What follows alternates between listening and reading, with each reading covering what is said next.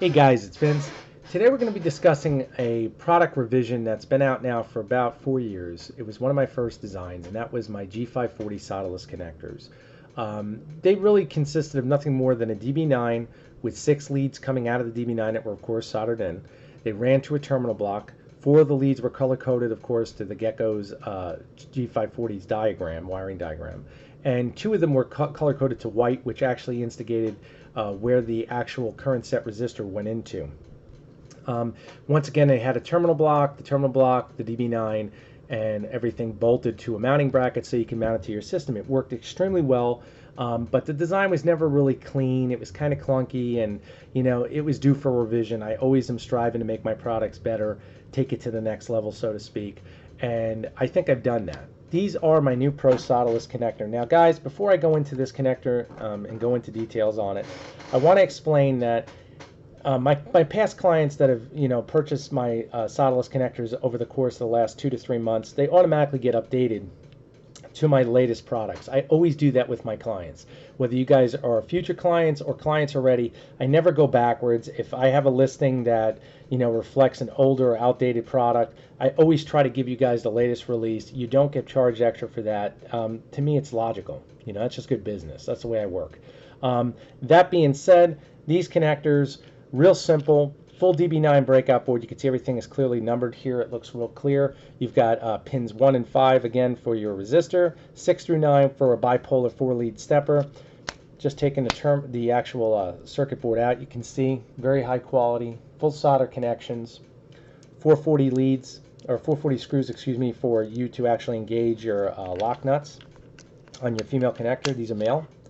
Gold-plated connectors. Nylon casing, just an overall more ergonomic and simpler design. But I didn't want to stop there. One of the things that always bothered me about any solderless connector, which of course, if you guys have dealt with soldering DB9s, it's an acquired skill. It's something that you have to get used to. The connector is really small. But something that always bothered me was there was no filtration for step and direction signals on any of the shielding inside a DB9. We always dealt with, you can shield the motor cables, which is fine. That's excellent. I mean, that's something that you can do, but it's an extra step. We always use motor cables that are shielded, and I preach that all the time. Again, I would say about 100% of my clients now are all using shielded cables, as they should be. But EMI still finds its ways into your connectors. It finds it into the connectors, it finds it into the base level where the motor cable is actually connected to your DB9 and entering your motors, which are actually bolted to your chassis, because that's where most of the EMI is generated. And it always made it more tedious to me to try to figure out ways to simplify the shielding mechanisms that we can use to filter those step and direction signals at the motor level where it's most critical. Because again, if those signals get corrupted, guys, all of your hard work goes to crap. So what I came up with is a bulletproof package. This is my new EMI filter for DB9 connectors. This DB9 filter looks like a simple pass-through. Right here in the middle is an actual EMI ferrite.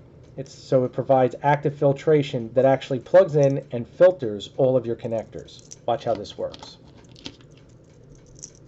Just plug it in, and you're ready to go. You can engage your 440 screws right in. You've got your butt screws there to engage into your jack nuts from your female connector, and you can see just how easy it is now.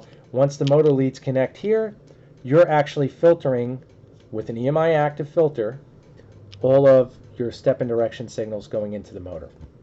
Okay, the beauty of using these connectors, most of you guys who have the G540 are very familiar with it already realize, the G540 utilizes DB9 connectors in female outputs on the drive itself.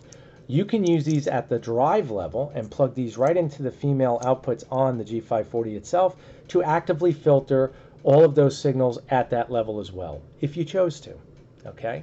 The other factor about these connectors that I felt was kind of left out, if we could do it with a DB9, we sure in hell should do it with a DB25, because we know that the G540 and most other drives, I believe Leadshine makes a drive, the MX360, and they also use a DB25, and EMI filtration has never been really approached at the connector level.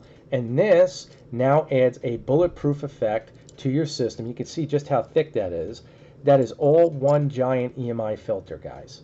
Okay, and again, these filters are correlated to our frequencies dealing with CNC.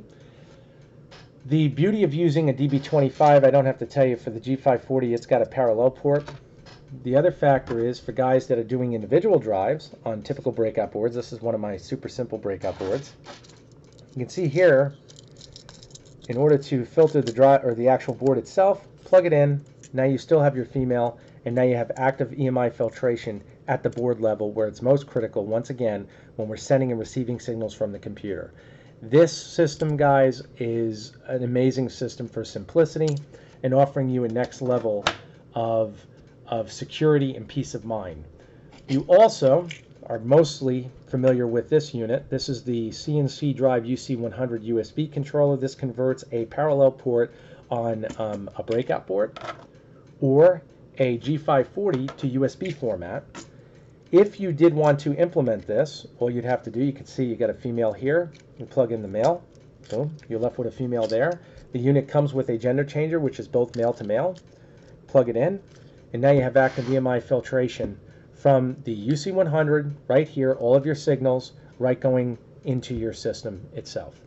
Okay, you've seen my UC100 15-foot updated cable, very, very high quality. This takes your system at an entirely different level. Okay, now some of you guys out there are saying, you know, God, my system's stable, I don't need to worry about this. And you're right. If you're one of those guys who are lucky in the sense that you feel your system is totally stable. When I say stable, guys, I mean a system that's run for at least 4 to 6 months and never given you problems. A system that's been stable for a week, that's not stable. That's lucky. By the time you get past the month to 2 month stage, the longer the duration of time, the more you can say your system is stable.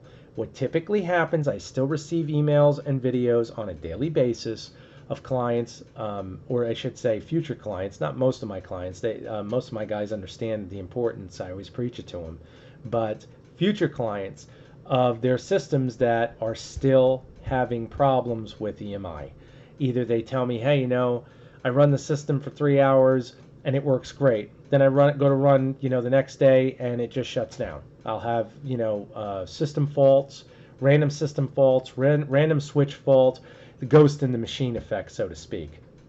That is all, 98% of it is all attributed to EMI penetration. If you get EMI penetration on your system, guys, there is no other word to describe it other than frustrating. The guys that have experienced it will tell you it is the most annoying experience you will ever have because you never know when you can count on your system. These devices are being released to take your system to an entirely different level. No one carries these devices but me, because I've looked at the G540 in a way that I realize 98% of my clients now are purchasing these systems not for hobby use. They are looking to make money, which, again, I wish you guys all would make money with your system. There's no reason not to, especially when it's built right. That being said, you don't want to cut corners when one signal corruption can destroy, you know, whatever you're working on. 6061, carbon, Kevlar. I have a lot of guys that do firearms, jewelry, acoustic systems, you name it. You don't want to destroy anything that, you know, is of value. And I can't imagine, even if you're a hobbyist, I can't imagine you, if you're a clock maker and you're doing this just for, you know, the joy of making a clock, I can't imagine you wanting to destroy, you know, some maple wood or whatever you're working on. It's just silly. So I wanted to take this and offer you a kit that I know will give you guys peace of mind.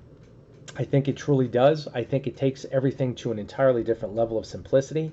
I'm still going to tell you guys directly, there is no replacement for properly shielded cable. Okay? Shielded cable has its place. These are to be used in conjunction with shielded cable for the most bulletproof system you can get. And I cannot emphasize that enough. It's something that you guys will come to appreciate the more you get involved in CNC. Novices who are working with CNC and say, well, you know, I never have problems with EMI, I don't have to worry about it. That's right now. Believe me, at one point or another in your entire career getting involved with CNC, you will find that it will bite you at one point or another. You'll find things are happening you can't explain, and it's at random, and I'm telling you, it's this guy right here, EMI. So just keep that in mind. For you guys out there who have been contacting me about quotes and really wanting more details as far as getting on the phone with me and we'll discuss your system and I go over the engineering process with you, I wanted everybody to know that I am now releasing a PDF fillable form that I can email to you guys who want to get a direct quote immediately, and it just basically asks a lot of basic questions that are really needed in order to get you guys equipped. It streamlines the entire process. So I will be doing that just to make my process easier so I can get off the phone a little faster so I can be building more, because my business, thank God, is getting as large as most of your guys' business. So that's something we have to look at. But I wanted to say thank you to all of you. Again, my success is based on yours. As far as I'm concerned, we're in this together. I don't grow unless you do. And that's the way I want to do it. I don't want to get too big. This is not something I'm looking to make a get rich quick scheme. This is not like that. I want to get as wealthy as you guys do with your business. To me, we're a team. If I support you the correct way, you're going to stay with me. I keep you running. You keep producing the quality products that you should. We bring manufacturing back to the States the way it should have been a long time ago. So again, I thank you all. If you guys have any questions, you can contact me at storm, STORM2313 @gmail.com. That is my personal email. And you can also contact me through my eBay store at eDealers Direct. Once again, thank you guys. Take care.